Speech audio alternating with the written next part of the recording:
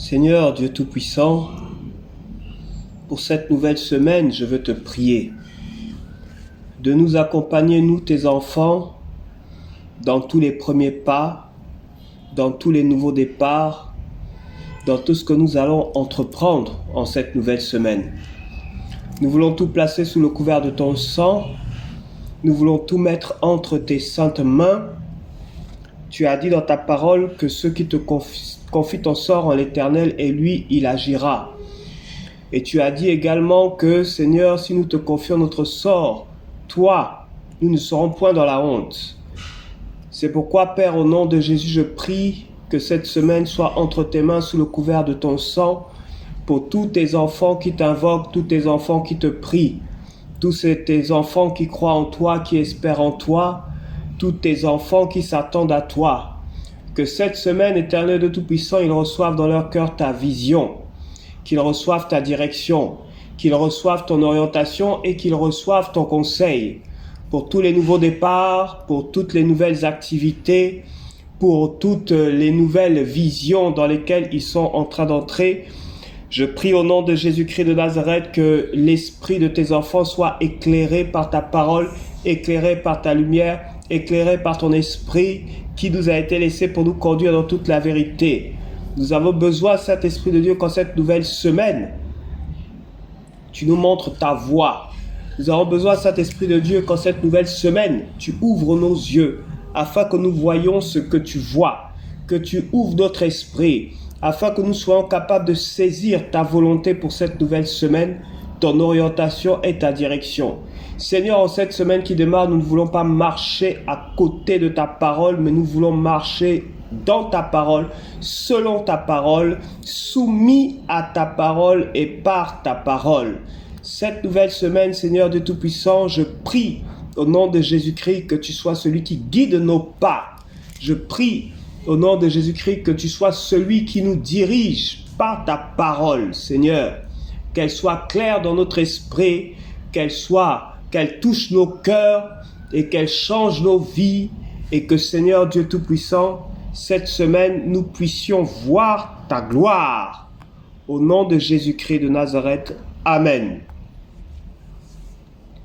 Je suis l'évangéliste Davy Makosso du ministère de la Révélation des Fils de Dieu. Et cette semaine, nous allons lire notre passage dans le livre de Jean chapitre 11, à partir du verset 39 jusqu'au verset 44. Jean chapitre 11 du verset 39 au verset 44. Jésus dit, « ôtez la pierre. » Marthe, la sœur du mort, lui dit, « Seigneur, il sent déjà, car c'est le 4e jour. » Jésus lui dit, « Ne t'ai-je pas dit que si tu crois, tu verras la gloire de Dieu ?» Ils ôtèrent donc la pierre. Jésus leva les yeux en haut et dit, « Père, je te rends grâce de ce que tu m'as exaucé. Pour moi, je savais que tu m'exauces toujours, mais j'ai parlé à cause de la foule de ceux qui se tiennent ici, afin qu'ils croient que c'est toi qui m'as envoyé. » Après avoir dit cela, il cria d'une voix forte, « Lazare, sors !» Et le mort sortit, les pieds et les mains liés de bandelettes, et le visage enveloppé d'un linge. Jésus leur dit, « Déliez-le et laissez-le aller. » Que Dieu bénisse sa parole. Voici qu'un homme, Lazare, a été touché par la mort. Cet homme était l'ami du Seigneur, et cet homme est mort frappé par la maladie. Bien que le Seigneur soit au courant au début de ce chapitre, le Seigneur ne s'est pas déplacé avant sa mort. Mais il a annoncé que cette maladie n'était pas pour la mort, mais pour la gloire de Dieu. Et voici que donc Lazare est mort. Et comme cette maladie était pour la gloire de Dieu, Lazare est ressuscité d'entre les morts. Nous apprenons donc que la gloire de Dieu peut aussi passer par la mort. La gloire de Dieu peut aussi passer par l'adversité. La gloire de Dieu peut aussi passer par des difficultés. La gloire de Dieu peut aussi passer par un désert. La gloire de Dieu peut aussi passer par un temps de stérilité. La gloire de Dieu peut aussi passer par un chômage chronique. La gloire de Dieu peut aussi passer par toutes sortes d'épreuves, de difficultés qu'un homme, qu'une femme peut vivre. La gloire de Dieu peut se cacher au milieu de toute forme d'adversité ou derrière toute forme d'adversité. La gloire de Dieu se cachait au travers de l'épreuve que Job a vécue, que Job a subi comme souffrance en perdant tous ses enfants le même jour, en perdant toute sa richesse, en étant frappé par la souffrance, frappé lui-même par la maladie, par le découragement, par les larmes et par les pleurs, ne sachant plus à quel saint se vouer. Mais au terme de ce temps de souffrance, au terme de ce temps d'épreuve, la Bible nous apprend que Job a reçu, a récupéré tout ce qu'il avait perdu au double de ce qu'il avait. En dehors du nombre de ses enfants qui n'a point changé, le reste des biens qu'il avait a quasiment doublé. Comme pour dire qu'au travers de cette épreuve, la gloire de Dieu s'est manifestée.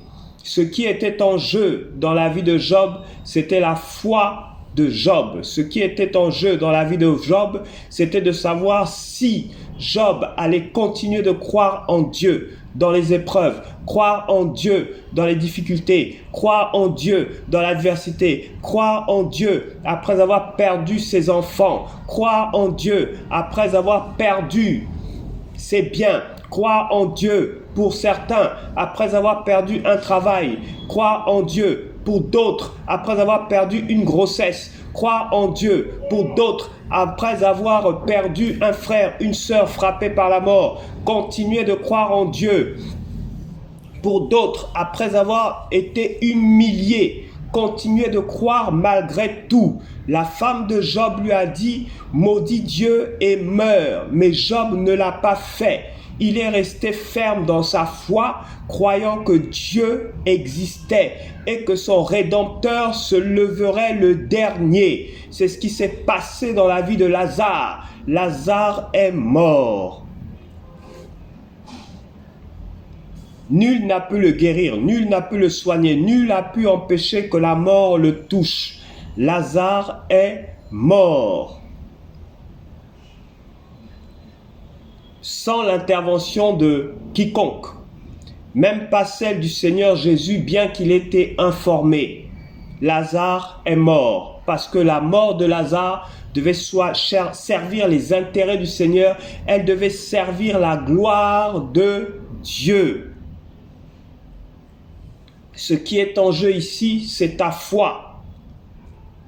Toi, fils de Dieu, toi, fille de Dieu, ce qui est en jeu ici, c'est ta foi. Vas-tu continuer de croire comme Job? Vas-tu continuer de t'attacher à Dieu malgré tout comme Job? Bien qu'il ait murmuré contre son Dieu, bien qu'il ait dit toutes ces paroles contre son Dieu, il n'a jamais maudit Dieu, il n'a jamais cessé de croire en Dieu. Parce qu'il savait qui il était pour Dieu. Il savait quelle était sa relation avec Dieu. Qui es-tu pour Dieu aujourd'hui? Quelle est ta relation avec Dieu aujourd'hui? Tout est une question de foi.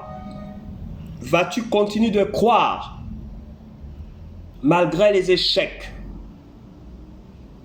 Au niveau de tes études supérieures, au niveau de tes études scolaires, vas-tu continuer de croire? Malgré le divorce de tes parents, vas-tu continuer de croire? Malgré le fait que tu te retrouves à la rue, vas-tu continuer de croire? Malgré le fait que tu aies été rejeté et accusé à tort dans l'église où tu vas-tu continuer de croire? Tout est une question de foi. Le Seigneur a dit, Ne t'ai-je pas dit que si tu crois, tu verras la gloire de Dieu? Ne t'ai-je pas dit que si tu crois, tu verras la gloire de Dieu? Ne t'ai-je pas dit que si tu crois, tu verras la gloire de Dieu? Croire est une décision. Croire est une position. Croire est un choix. Croire est un engagement. On choisit de croire ou de ne pas croire. On choisit de suivre Jésus ou de ne pas le suivre. Mais on ne peut pas commencer à le suivre et ensuite revenir en arrière. Celui qui met la main à la charrue et regarde en arrière n'est pas digne pour le royaume du Seigneur. Telle est la parole du Seigneur. Croire est un choix. Le choix d'avancer pour Jésus. Croire est un choix. Le choix de s'attacher à Jésus, quoi qu'il arrive, quoi qu'il advienne. Croire est un choix que l'on fait. Que Jésus est capable de me guérir. Jésus est capable de m'élever. Jésus est capable de me relever. Jésus est capable de transformer mes échecs en victoire. Jésus est capable de transformer mes larmes en joie. Jésus est capable de transformer mes faiblesses en force. Jésus est capable de changer dans ma vie la malédiction en bénédiction.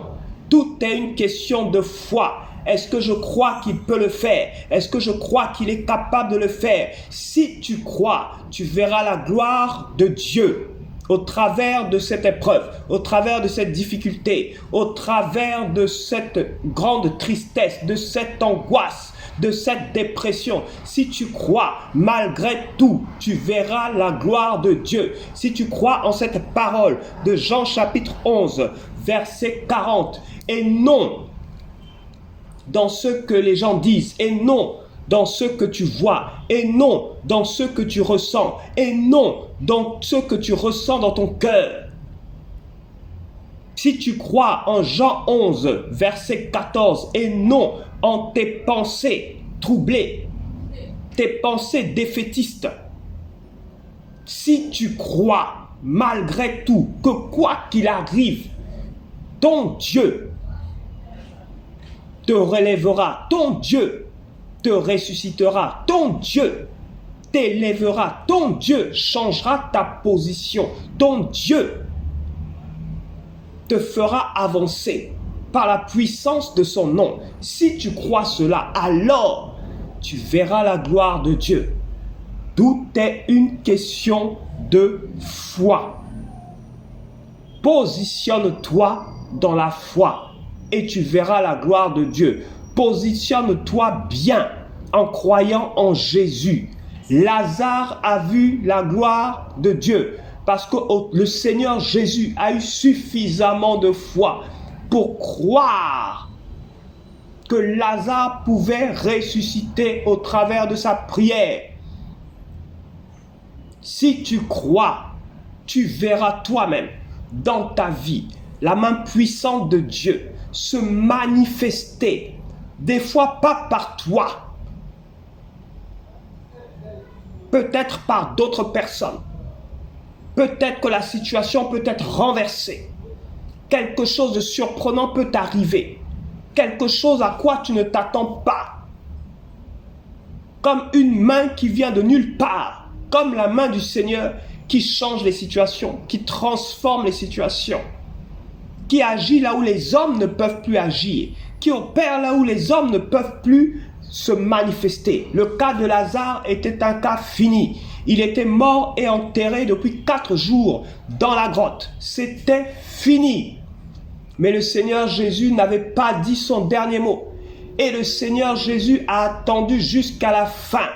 Il était au courant de la maladie de Lazare, mais il a attendu que Lazare meure. Et il a attendu qu'on soit à 4 jours. Il a attendu que le corps de Lazare puisse sentir mauvais.